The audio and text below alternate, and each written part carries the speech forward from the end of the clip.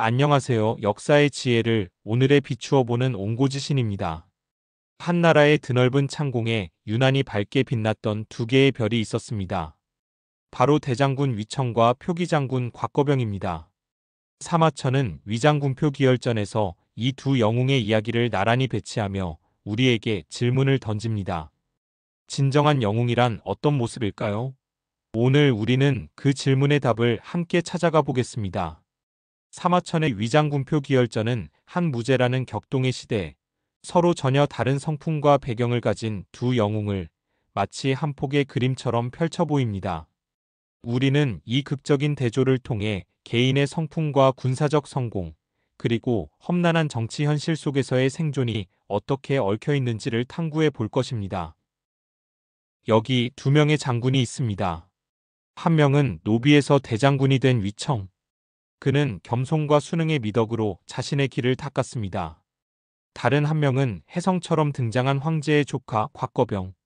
그는 대담함과 천재적인 재능으로 세상을 놀라게 했죠. 사마천은 이 두 사람을 통해 이상적인 지도자란 무엇인가라는 근본적인 질문을 우리에게 던지고 있습니다. 위청의 삶은 가장 낮은 곳에서 시작되었습니다. 평양공주 집의 노비였던 그는 누이인 위자부가 황후가 되면서 역사의 무대에 오를 기회를 얻습니다. 혹독한 환경은 그에게 신중함과 권력의 흐름을 읽는 감각을 길러주었습니다. 사마천은 그를 인자하고 선량하며 겸허했다고 평가하며 부하들을 아끼는 그의 성품 덕에 많은 병사들이 따랐다고 기록합니다. 위청의 뛰어난 정치 감각은 이감 사건에서 극명하게 드러납니다. 비운의 명장 이광의 아들 이감은 아버지의 죽음이 위청 때문이라 여겨 그를 공개적으로 폭행하고 모욕했습니다. 하지만 위청은 묵묵히 맞을 뿐 이 사실을 외부에 알리지 않았습니다. 개인의 명예보다 조정을 안정시키는 것을 우선했던 그의 극단적인 자제력. 이것이 바로 그가 무제 시대의 험난한 정치판에서 끝까지 살아남을 수 있었던 비결이었습니다. 위청과 반대로 곽거병은 태어날 때부터 특권을 누렸습니다.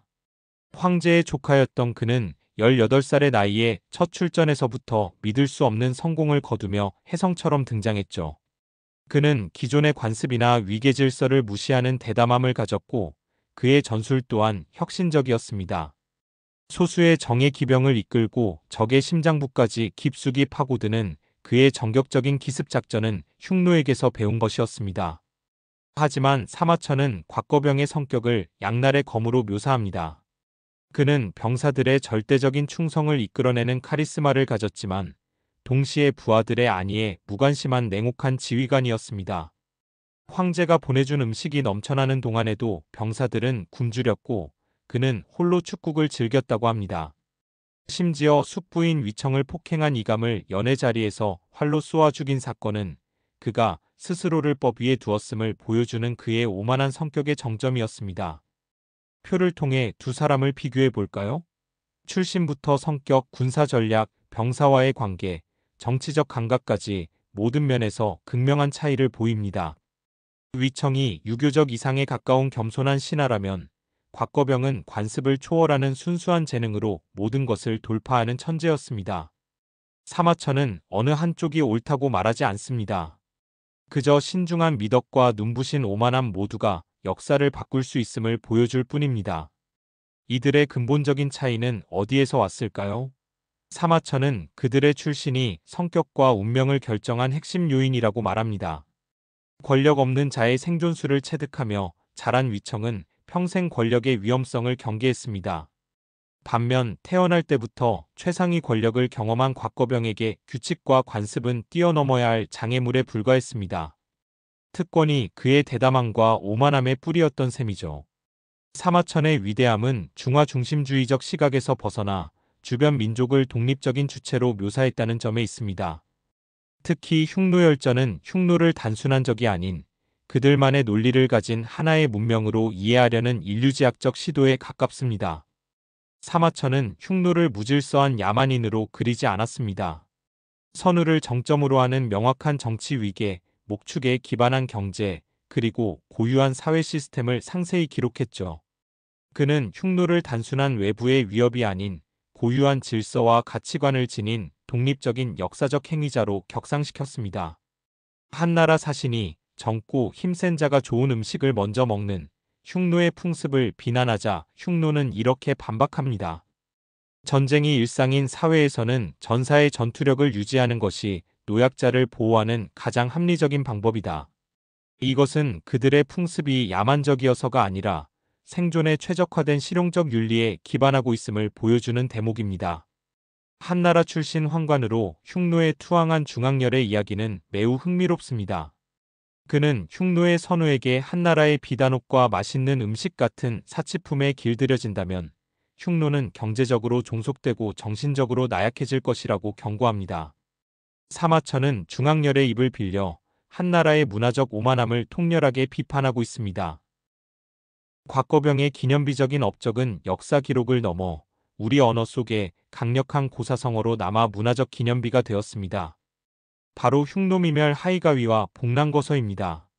한 무제가 곽거병의 공을 치하하며 호화로운 저택을 지어주겠다고 하자 그는 이렇게 답합니다.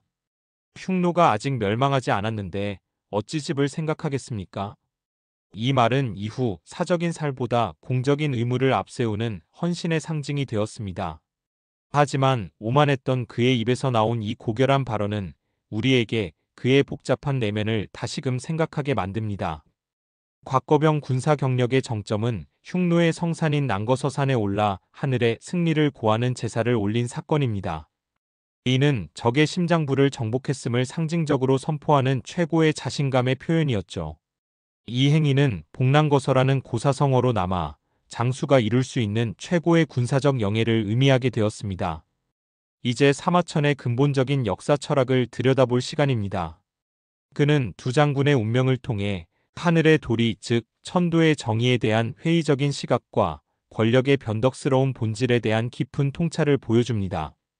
한 무제는 위청의 막강한 권력을 견제하기 위해 의도적으로 젊은 곽거병을 대항마로 키웠습니다. 아무리 충성스러운 신하라도 완전히 신뢰받지는 못하며 황제는 경쟁자를 만들어 힘의 균형을 유지하려 한다는 제국 권력의 냉소적인 본질을 보여줍니다. 두 영웅은 결국 황제의 의지를 관철하는 도구였던 셈입니다. 두 장군의 마지막은 역설로 가득합니다. 신중했던 위청은 천수를 누렸지만 그의 가문은 훗날 멸족의 화를 당합니다. 반면 눈부시게 빛났던 곽거병은 영광의 정점에서 23세의 나이로 급사했죠. 위청의 미덕도 곽거병의 오만도 그들의 최종적인 운명을 결정짓지 못했습니다. 이는 사마천이 던지는 근본적인 질문, 하늘에 도라는 것은 과연 옳은가, 그른가? 라는 물음과 맞닿아 있습니다. 사마천에게 성공이란 재능, 행운, 정치적 환경, 그리고 군주의 변덕이 복잡하게 얽힌 결과물일 뿐 우주적 정의의 실현이 아니었습니다. 그는 역사가 인과응보나 권선징악 같은 도덕적 법칙을 따르지 않는다는 냉엄한 현실을 깨달았던 것입니다. 따라서 역사가의 임무는 하늘의 뜻을 정당화하는 것이 아니라 복잡하고 종종 불공정한 인간의 역사를 있는 그대로 기록하는 것이었습니다. 결국 위장군표 기열전은 단순한 승리의 기록을 넘어 위대함에 이르는 서로 다른 길, 권력의 속성 그리고 역사의 차갑고 공정한 시선에 대한 시대를 초월한 탐구입니다. 사마천은 두 영웅의 삶을 통해 우리 모두가 성품, 성공, 그리고 운명에 대한 근본적인 질문과 마주하게 만드는 위대한 예술 작품을 남겼습니다. 오늘 옹고지신과 함께한 시간 어떠셨나요? 여러분이 생각하는 진정한 영웅의 모습은 위청에 가까우신가요? 아니면 곽거병에 가까우신가요? 댓글로 여러분의 생각을 자유롭게 남겨주세요. 다음 시간에도 흥미로운 역사 이야기로 찾아뵙겠습니다. 구독과 좋아요 잊지 마세요. 감사합니다.